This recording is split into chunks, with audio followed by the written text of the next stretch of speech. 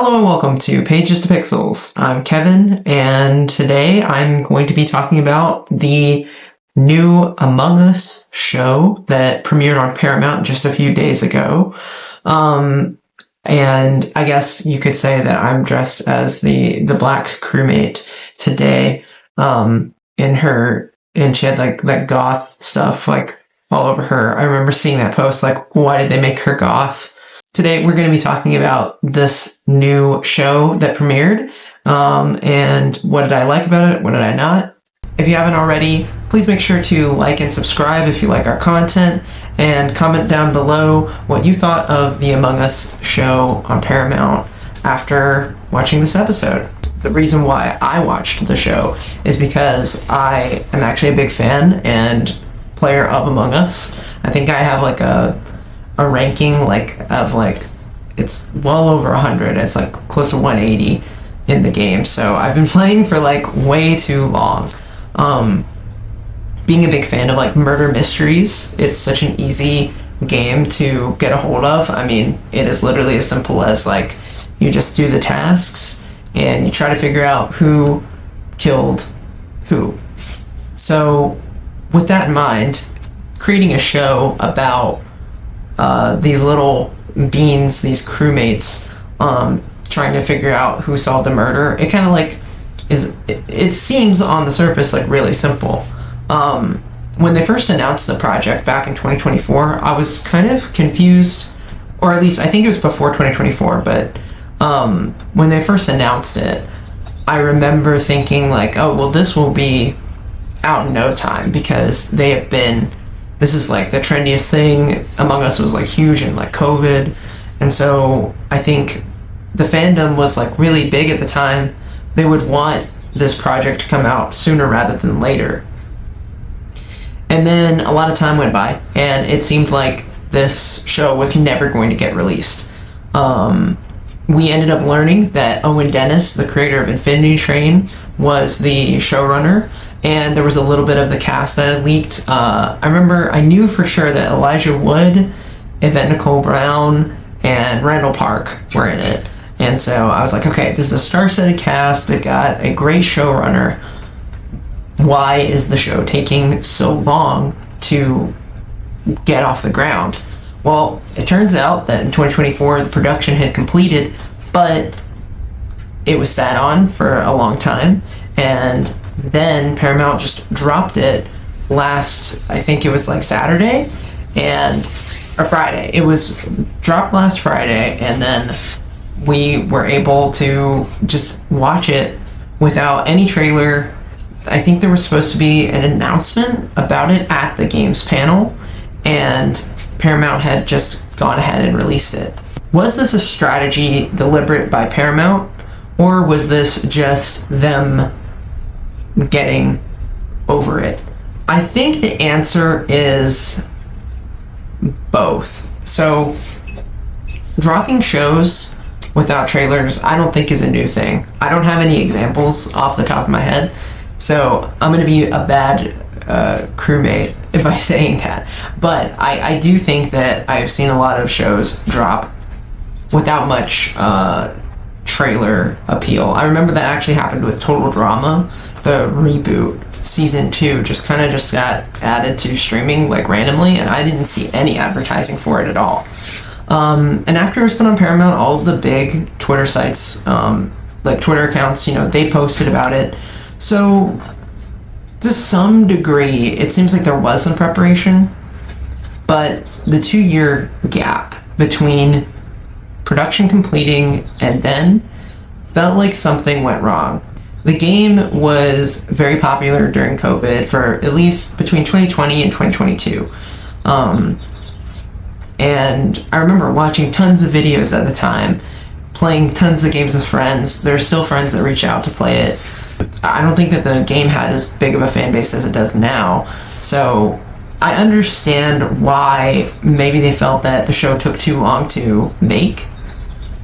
That said, I mean, I feel like that you can only blame the production and budget for that. And I'm not faulting Owen Dennis at all. I think that what he did with the show was actually really good. This is a short show. The show is basically a movie length. In fact, I don't know why it's not a movie. It doesn't really feel like it. I mean, it's a TV show in the way that it could have been like a YouTube series. I don't know why this got dragged along as far as it did, and I think that is just like a big oversight. This is a pretty basic murder mystery show in which you're going to have I think it was like a cast of 10 characters, and it's going to be whodunit, and there's also this science fiction aspect to it. They're in space. If I had to describe the comparables to this show, it would be The Thing and Alien, because it has the idea that one of the people that is among us is actually not a real person. It's an imposter. And then when it comes to the alien aspect, a lot of the show focuses on this ore that the crew has to bring back to Mira, and the ore is very valuable. They sent this crew out into space, but according to this handbook that Red, the captain, holds, it has this line in there that says, aliens are real and they kill. And they sent this crew out knowing that they would more than likely die. Hell, kind of like Project Hail Mary too. Like, they basically, any mission into space, consider the fact that the big corporation or government knows that you're not going to make it back alive. They sent this crew out knowing the risks. And so a lot of the themes have to do with the same themes that are in Alien, which is regarding capitalism and how the crew are basically workers that are mistreated and micromanaged throughout the entire thing. One of the key characters is the orange character, who acts as like an HR and holds up all of the Mira HQ values. Like, on its surface, it kind of seems like just like a kiddie show that is going to make a lot of memes and be about a lot of different, like, you know, maybe about trust and friendship. You could see that, but in reality, I think the show is about more complex things than that, and I think that you have to credit Owen Dennis and the writers for that, because the show could have been really basic, but they did actually choose to go in a route that made the show more adult than it needed to be. I mean, there is a, like, almost like an acid trip sequence that is in this show. It is a little bit out of place, but it does, like, it is at least really funny what they do with it. I think the show is also really self-aware about how silly it looks. You're not going to find the animation to be very exceptional. I was asked by Rohan, actually, like, is this better or worse animation than Invincible? And I think it's tough to say, because I think that the animation in Invincible should be better than what it is for what it is. I don't think Among Us needs to be better than what it is. It's very simple. It's cartoony, almost like comic newspaper panel style humor. But I mean, yeah, it's not gonna blow you away. It's not stunning. Like, this is not Studio Ghibli food looks so good, I need to eat it animation. This is, okay, we can put this on a tablet and your toddler can enjoy it after watching Coco Melon. But I think even though the show is PG, like, I think for the most part the show will be mostly enjoyed by kids. It's just like, it just has cursing in it, which is the funniest part, I think, of this whole thing. Is like, why is this show that feels like it should be made for kids way more adult? I mean, it is very bloody, but it's like cartoon blood. Yes, it is very like body horror with the imposters, but does it really matter at the end of the day when it's so cartoonishly unrealistic? the main plot of the show revolves around Red and Purple, who are two people who knew each other prior to the events of going out into space. Red is this captain who basically bumbles around. He acts like he knows what he's doing, and he constantly has to consult his handbook in order to get things done. And Purple is this detective who's kind of like, he's been, or they, because they don't have any like specified gender for these characters, but Purple is voiced by Ashley Johnson. So, Purple is like the security manager, but they act basically as the detective throughout the whole thing, trying to figure out who is killing who, but they're constantly stomped on by Red, who is trying to basically cover up this situation until he can't ignore it any longer. Along with that, there's some other kooky characters that are more providing like comic relief or supporting like drama. For the most part, I'd say these storylines are fine. They serve their purpose. The real main plot line that I cared about was just the mystery, and I think a lot of the filler is something that contributes to the idea that this should not have been a show. I think it should have just been a movie. And I think it would have just worked a little bit better. The show is still good, and I mean, it's a really short episodic format, but I don't think that, you know, you're not going to find a show that has like extremely intricate character development, but from what I saw of the fan reactions, I think a lot of people found that it was really entertaining and that they did like the characters walking away from it. I felt especially that Yellow was a really well-developed side character, and I enjoyed every time that they were on screen. I also liked the dynamic between Black and Cyan, and then I also liked Green, who is this like unpaid intern character voiced by Elijah Wood, who I think he does a great job. He probably does the best out of the voice cast. If I had one issue, it's really just that the show takes a couple of liberties from the game that almost make it harder to actually understand like the mechanics of like this imposter and like how they're killing.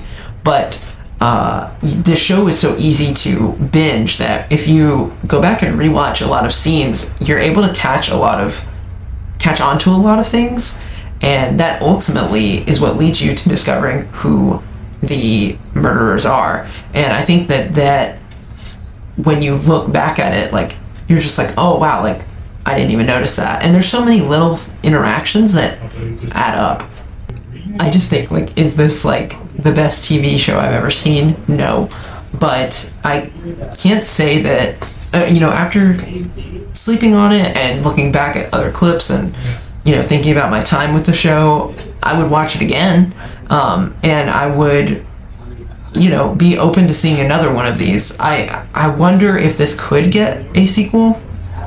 The fan response has been overwhelmingly positive, but the way that Paramount and other studios have been treating animation, I just don't know if this is actually something that will pan out. And I'm not saying that Paramount hates animation. I think a lot of people do jump to conclusions. I mean, Paramount has been pushing like Sonic the Hedgehog, which does use animation.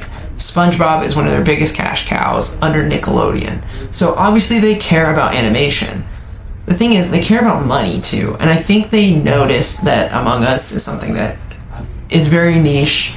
The fan base for it went down. They probably just didn't have a lot of faith in it. But the thing is, a lot of these executives need to understand that there is this internet takeover when it comes to film.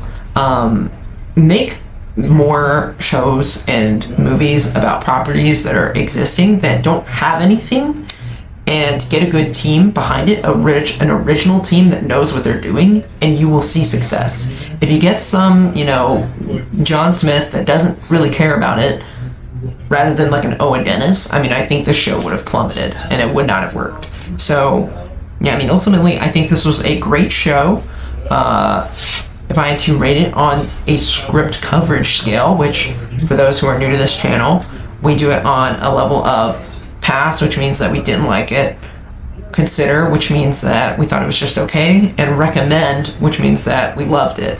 It's not an actual recommendation, it is just a score. I think if I had to give Among Us a rating, it would be a strong consider. My reason why I don't go into the recommend territory is because it is really simple, and I think one of the dynamics that I did not enjoy watching was Purple and Red. They just take over so much of the story, and it just becomes glaringly obvious that they're the main two characters in the main conflict. There are a lot of moments where I just kind of wish that Red were not there. I found his character to be the most annoying, for sure. But because that takes up at least like 5 minutes of an episode sometimes, or at least maybe like, okay, maybe I'm exaggerating, maybe like three minutes out of the 13-minute runtime is always dedicated to Red and Purple's dynamic. It just becomes really repetitive. But this is such a nitpick. Like, I could easily see myself rewatching it and giving it a recommend on another day. So, yeah.